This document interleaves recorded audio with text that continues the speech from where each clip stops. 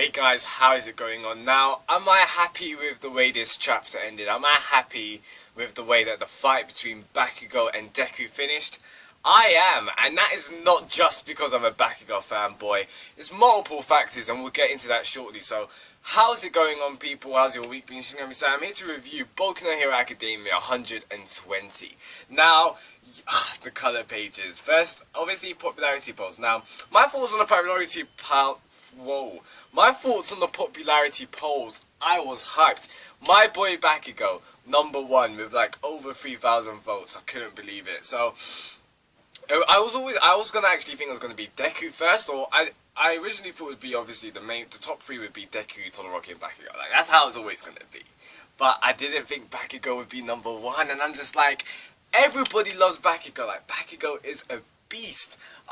So Bakugou was #1, Deku was #2, I believe. Todoroki #3, Aizawa Sensei 4. I think #5 was it Kirishima?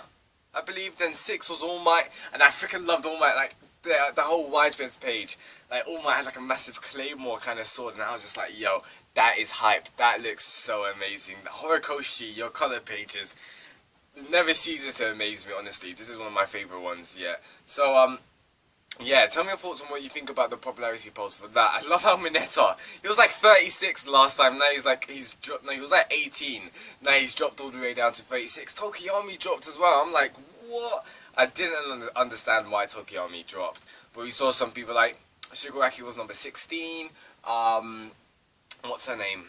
Come on, what's her name? The yandere girl. We saw her recently, either way or her, that villain, she was in it, she was like, what, 19 or something like that. Shinzo was in it. What's his name? He was in the recent exam arc, the Shake guy. Him from Mrs. Joke class. He was #20. So we got a lot of people in it, and it was like it was around 12,000 people voted. So that was pretty cool. Good for people out there in Japan. And it just shows you like the massive gap in the votes. For example, Bakugou's 3,000, and then people like rank 4 or 5, they were like in the 200s. Like Ochako only had like 200 votes, and she was #10. It got me like, it did open my eyes, and it shows you how much people who are the fan favorites, and that definitely will always be Bakugou, Todoroki, and Deku. Now, enough of that. Let's actually go to the chapter itself. So the chapter is entitled Free People, and we know how that ends. But before I get to that, like, the fight, I want to talk about the fight, and I really do love the fight, how it ended in this chapter. It starts off, obviously, with Deku hitting him, and you see, like, the bruise on Bakugou's arm. That's a props to Bakugou's durability. Now, I know a lot of people are wondering, why is Bakugou not even more injured by this? You know, Deku used 8% of All for One, 8% of All Might's power, and realized, I don't know if that's in my previous review, but Deku's 8% is stronger than All Might's 8%, because the whole point of All for One is a stockpiling quirk. So as it gets passed down the generations, it gets more powerful. So Deku having 8% of All for One, which he just used on Bakugou, is more stronger than All Might using his 8%.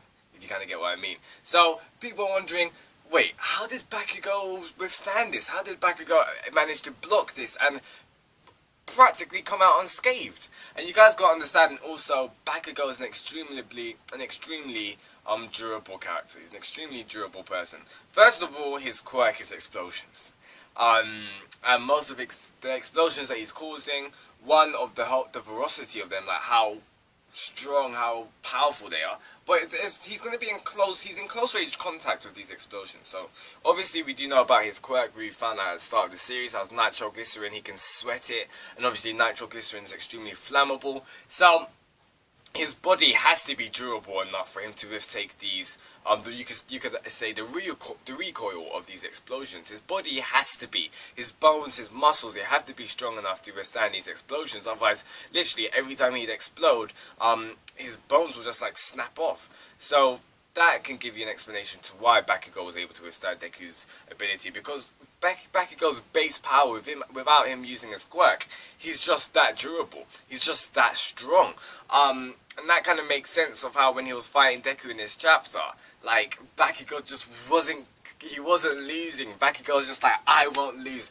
And that got me hyped, people, because obviously I'm a Bakugou fanboy, but we were discussing it in a previous review, in the comments below. Bakugou had to win.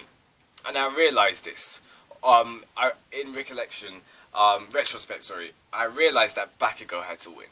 When I finished reviewing it and I was talking to people in the comments, I was, checking the forums, all that kind of thing. It came to me that if Bakugou lost this fight, this would be detrimental to his character development. Now think about this for a second. Think about it, especially you guys who wanted Deku to win. Bakugou, we know him, he's egotistic. He has a big ego.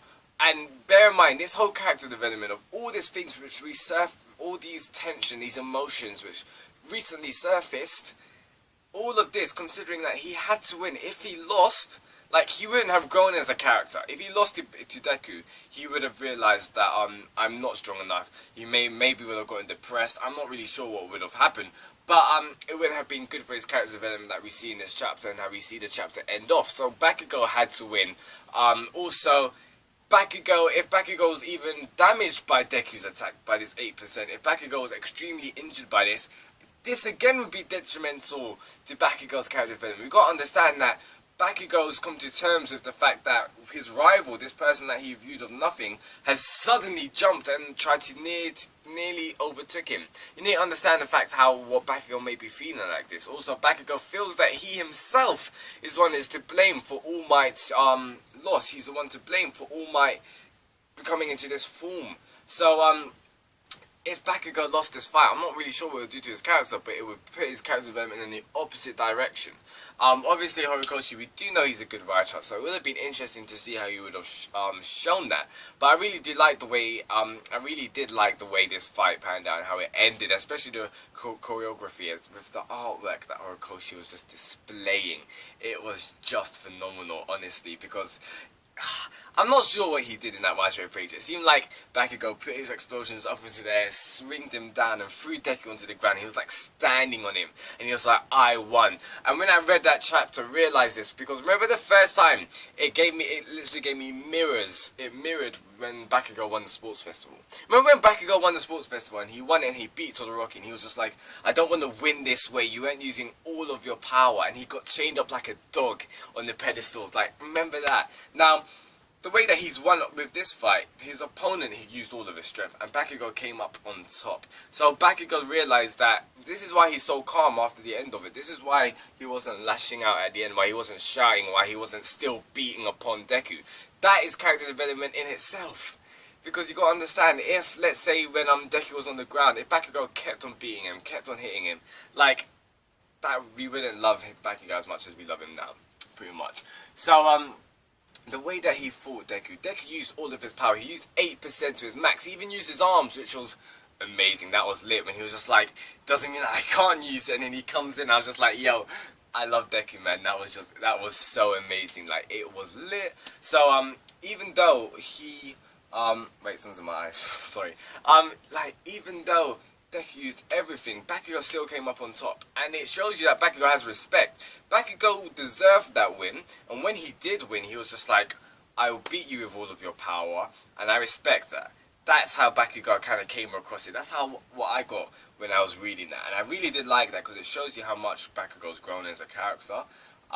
It just shows you how sick he is and how strong he actually is. Just imagine, like, he was getting punched. You saw the detail that Horikoshi displayed on his face. Like, his cheekbones, everything. And then he was just like, I won't lose. You know, it's the frustration when he said that. When Bakugou said he won't lose, I was thinking back of all the times when, he was left powerless when he was with All For One.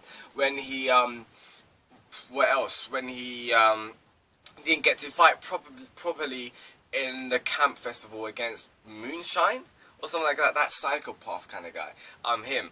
Or other moments as well, like when he realized how much Deku has grown ahead of him, stuff like that. Or when it was him and Deku fighting against All Might. All of that came flooding back, and that's why I found this chapter so amazing. I found it so monumental.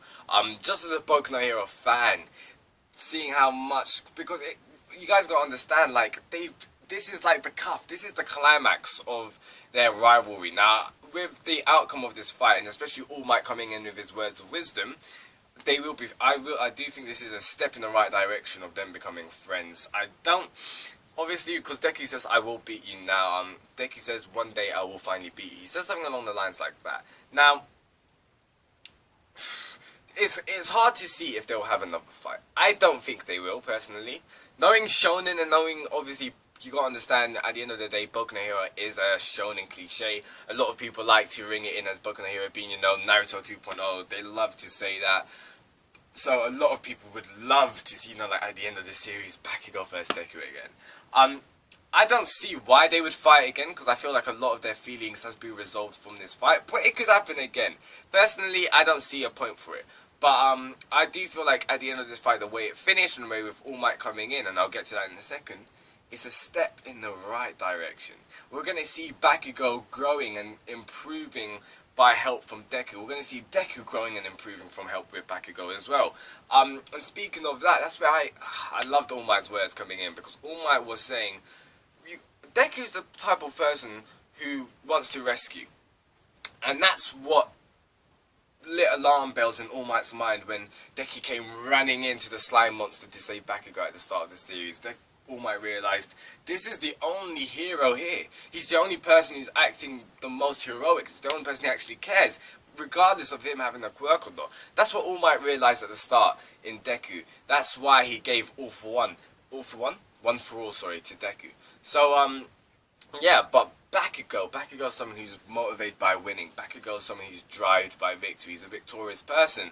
And I really did like it, because I realised it when I read this chapter. I didn't think of it. I didn't take too much deeply into it. But basically, when Deku really wants to win, and his feeling of wanting to win surpasses him wanting to rescue, his language, his demeanour, it changes a little bit. And that's because it mimics more of Bakugou.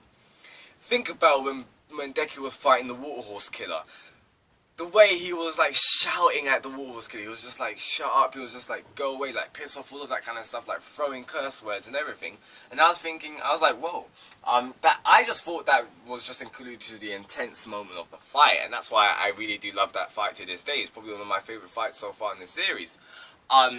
But now thinking of it, it's because he wants to win so much that it's kind of like, it's mimic behaviour. You know how we see something, for example, when we're kids, or when we follow people around a lot, and when we're with a certain type of people, we start to mimic those mannerisms. We start to kind of like, so obviously this is subconsciously sometimes, but we start to like behave the same way. That's why when you see a lot of like relationships and that, you always hear people saying, you guys are so alike and stuff like that.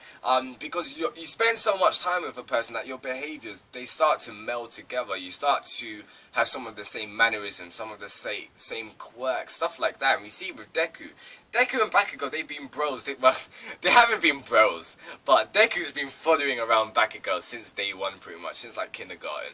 So this behaviour of Deku always seeing Bakugou wanting to win, doing anything, seeing this passion, this personality for wanting to be the best, it rubs off on Deku, and Deku, he emulates that same drive, that same demeanour when like everything's, when like there's nothing else to do, pretty much. Like when he can't rescue, he just wants to win, like he just wants this person to go down. So I really did like that, and it just really did speak out to me, because man, honestly, I can talk about this chapter for ages, but I don't want this review to be too long that already is 13 minutes in, wow. But this chapter, man, it just was amazing, and I do feel like, especially, I really do love the way that it ended. I love how All Might comes in with his wisdom, his teaching, and I do seriously think this is a step in the right direction. So, with that being said, guys, I'm going to end it off here. Tell me your thoughts, comment below what you thought of this chapter. Honestly, that week break, it was killing me. I was just like, I got to see what's going to happen next chapter, but it was worth the wait. It really was worth the wait. So guys, please tell me what you thought in the comments below. This is Shinigami-san. If you liked anything I'd say, please drop a like. That'd be greatly appreciated. Subscribe for weekly reviews of Boku no Hero. It's coming to Christmas. I'm going to be releasing some special videos of Boku no Hero, so stay tuned to that. Shinigami-san, let's continue the discussion down below. Peace out, guys, and goodbye.